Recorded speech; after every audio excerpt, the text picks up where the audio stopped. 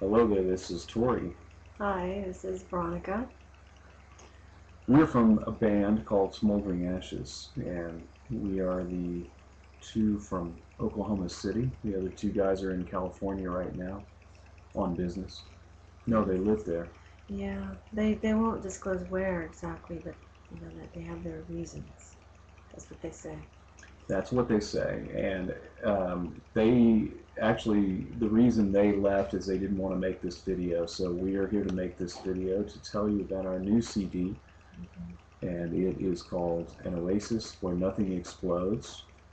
It is a Lambent Gallimaufry, if I do say so myself. And he does. 8 songs, about 34 minutes, zips right by, and you'll want to start right over again.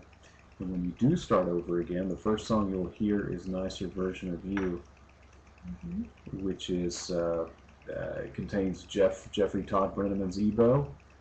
His idea, really. His idea for the lyric about getting the best of everything, whether it's a CD, a DVD, or a human being.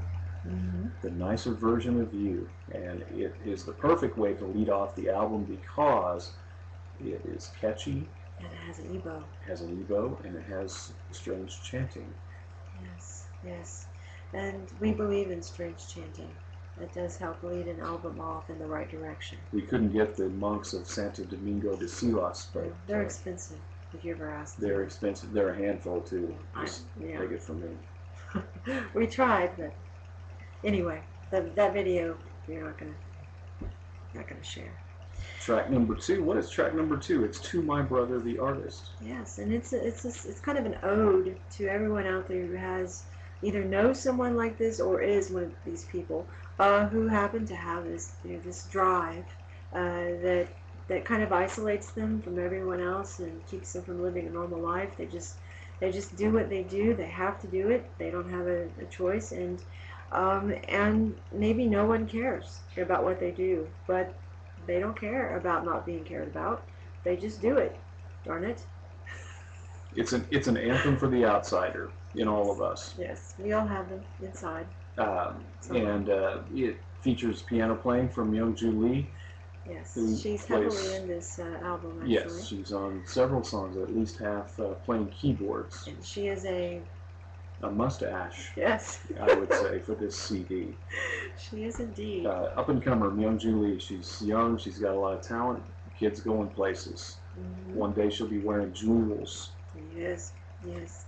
And then the third, and one of our favorite songs, which is, I think, one of the first ones we recorded for this. The first. Yes. It's called A Little Summer Schisto. A Little Summer Schisto. And not A Little Summer Schizo. No. Schisto. Yes. And that is a song about how someone's summer can be ruined or delayed by parasites in the body, which no one wants, no one needs, and weird dreams ensue. And yeah, this is, in this case, schisto. It means schistosomiasis. I got it from an episode of MASH. And not the disease, just the word. Right. I didn't get it. In MASH, they said you get it from wading in the Nile River. I don't know if that's completely true or not. I think they were real doctors. I'm not sure, but it made the perfect summer song, regardless. Yeah. And you'll be wanting to listen to it while you're driving around with the top off your car and maybe your top off in the car, but I wouldn't recommend doing that. Police frown upon that. Or maybe they take pictures and then frown upon that. But anyway, let's go on. Next song? Number 4 is Moonstone, yes. Which features not only, again, Youngju Lee is playing a very strange kind of Billy Preston style keyboard, or sound anyway. And we also roped in a classical guitarist from the Republic of Korea, a man named Dong-hyun Kim, who happened to be in town recording at the Lippy Waiter International Studio, and we got him to play on the recording. And we had to do a lot of appeasement to actually get him to do it, but he was worth it. He was worth all the llamas in the world, although he only wanted one. And he wanted nacho bugles. Yeah. For some reason, he wanted 2 bags of nacho bugles. That was part of his contract rider. He never said a word to us, and we weren't allowed to look him in the eye. But no, if we looked away, it was preferable to him. So we did what we had to do for the song. And it turned out well. We also got to use the theremin on this on Moonstone, Yeah. and actually the best thing, one of the it was hard to stop, and it sounded like a cat fight most of the time. Yeah. But the germ of the idea of Moonstone, if I can use the word germ, on can you say it on TV? You can say it and you can mean it, referring to this person that you're going to refer to. Okay. Who was that? Well, Moonstone is about an astronaut who steals a moon rock and puts it on the path that leads to the door of his house. Yes. So that everyone who comes to his house, in a way, steps on the moon. So he's a thief and a moonwalking person. Yes. And now this song wasn't written about any particular, because I know there's just a handful of guys who've walked on the moon. So I'm not. It's just peace. We are not going to. Yeah. No, please don't sue us. However, while she was recording the lead vocal to this said track, and I did say track, I spoke to Peter Thompson, the tallest man in New Hampshire, Nashua, New Hampshire. 03062 is the zip code.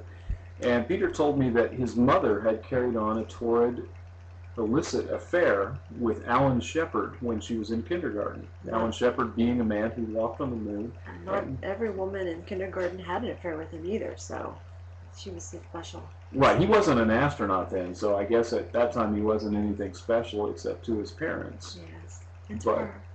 And then one day he drove a golf ball on the moon. Yeah. And I wonder, actually, it'd be kind of interesting to find out what happened to the golf ball. Yeah. It probably drove it thousands and thousands and thousands of yards. I don't know about moon gravity, but anyway, Moonstone is kind of dedicated to Peter's mom, because Peter's mom did have this ill-fated romance with Alan Shepard. I wonder where it went wrong. I know. They're just too young. But as we know, the next song is called Natural Order. And now you know. And you know, yes, it's number 5 on our list of countdowns. And we are really happy about that one too. As you know, I've read you the lyric in another video prior to this one. Some of you.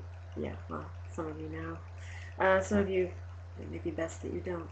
But this song is really... it was a lot of fun to make, because it was a little difficult at first, but when we got to the swing of things, and well, it just fell into the right places, I guess, words-wise and lyric-wise. It's in 5/4 time, but it does not sound like Rush. And it's hard to dance to, as Tory and I can attest. Yes.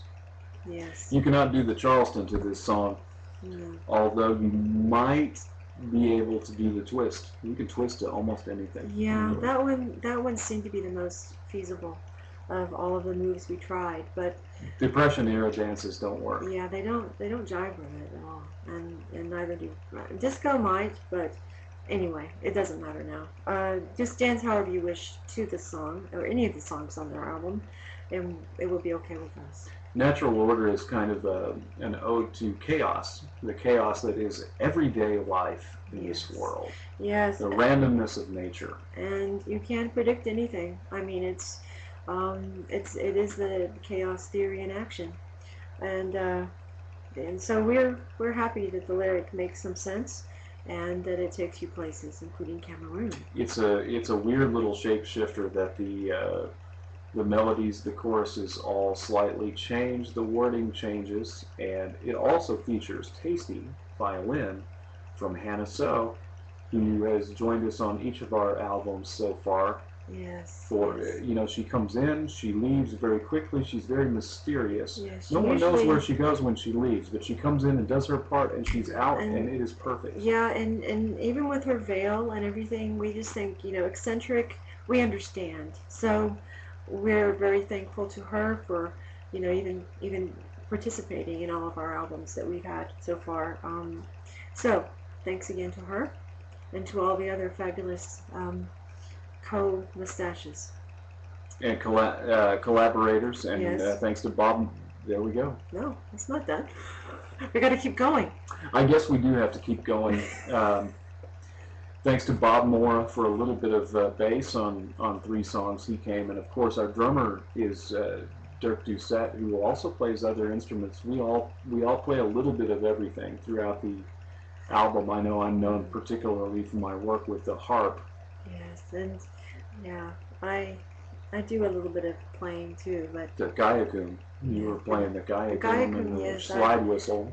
yeah, I play a little bit of everything too, but I think sometimes a little playing is good for the soul. And Jeff Brenneman, guitar, etc. He's been known to play the spoons on occasion, and he Yes. also plays the Jew's harp. He is kind of the Paganini of the Jew's harp. So He is. you'll hear all these instruments on the new album, Yeah, an Oasis, Where Nothing Explodes, yeah, from Smoldering Ashes, a product of the mind. and American ingenuity. Yes. So, bye for now, and we'll see you again for the second half and second installment in the next video that we will make, preceding the release of our album, An Oasis Where Nothing Explodes. Watch this space. Toodles. Ta-ta for now. Space people. And everyone else.